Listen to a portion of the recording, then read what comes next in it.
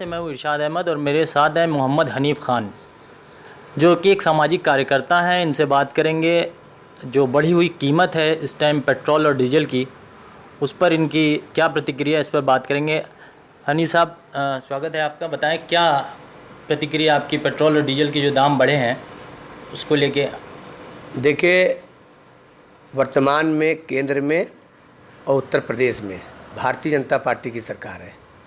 इनकी अपनी गलत नीतियों के कारण आज जनता को परेशानी का सामना करना पड़ रहा है। हाल ही में लॉकडाउन में पहले से ही लोगों की कमर टूट गई है और पेट्रोल डीजल ने लोगों की कमर को तोड़ दिया है।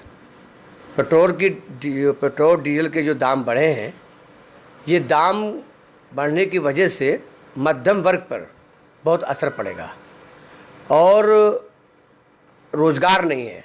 नौजवान रोज़गार के लिए भटक रहा है और इस महंगाई में मध्यम वर्ग अपना घर कैसे चलाएगा, ये उसके लिए बड़ी चुनौती है। भारतीय जनता पार्टी की केंद्र सरकार पहले से ही जन विरोधी साबित हुई है। जनता के लिए कोई ऐसा काम उन्होंने नहीं किया है जिससे जनता को कोई राहत मिल सके।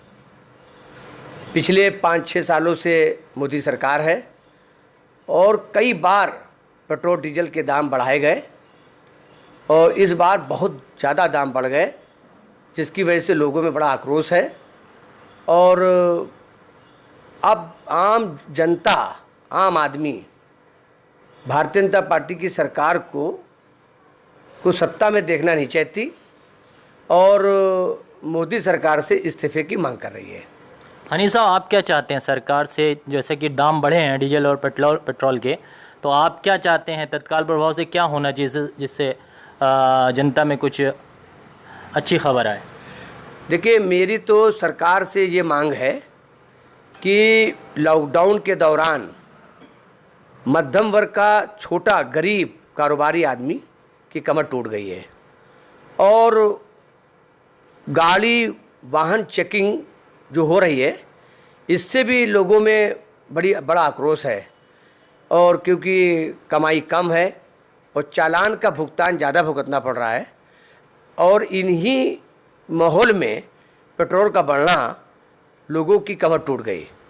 और मैं सरकार से मांग करता हूं कि बढ़े हुए दामों को सरकार तुरंत वापस ले और ताकि आवाम को उसकी राहत मिल सके।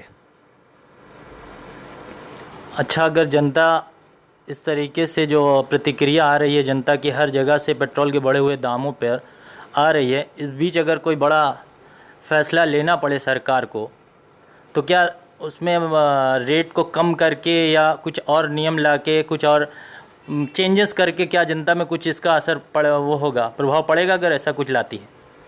देखिए,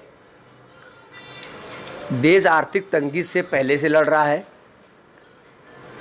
अर्थव्यवस्था चौपट हो चुकी है। सरकार अपनी झूठी पीठ थपथपा रही है और देश की जनता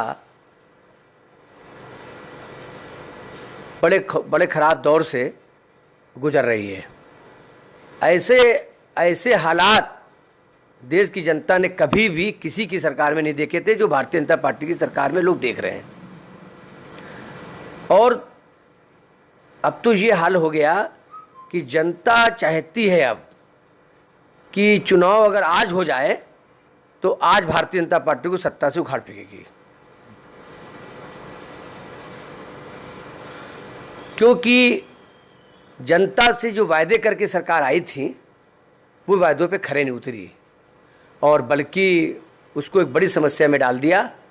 और आज आम गरीब मध्यम वर्ग का आदमी आज रोजी रोटी के लिए भटक रहा है।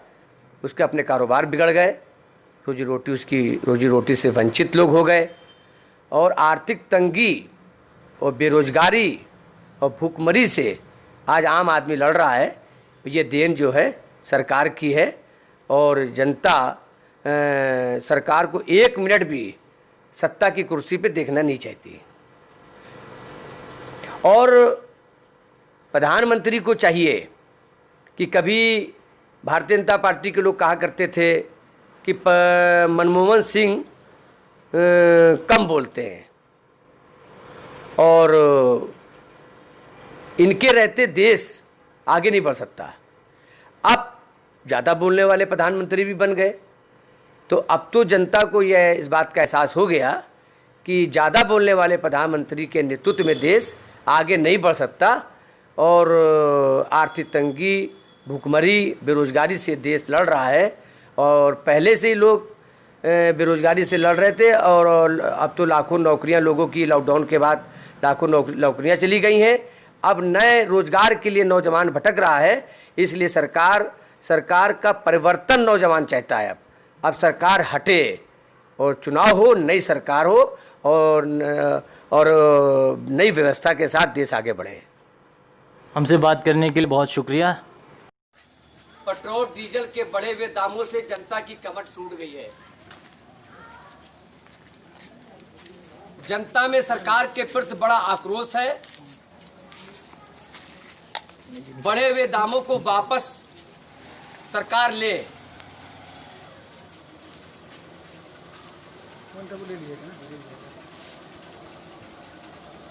लॉकडाउन के दौरान पहले से जनता की कमर टूट चुकी है और इस महंगाई ने आम आदमी की कमर तोड़ दी है। भारतीय जनता पार्टी के लोग पहले कहते थे कि पेट्रोल डीजल मनमोहन की सरकार में बढ़ा हुआ है। जो लोग ये कहते थे आज उनकी सरकार में कितना बढ़ गया है।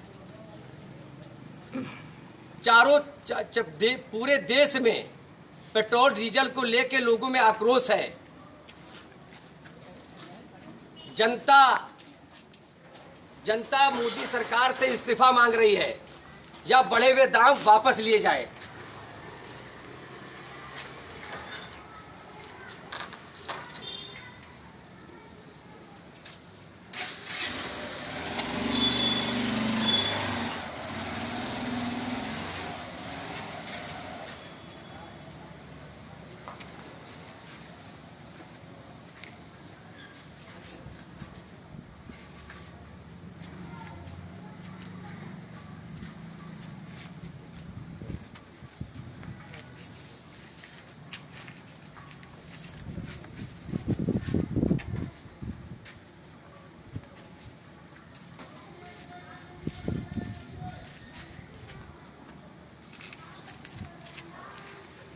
हो गया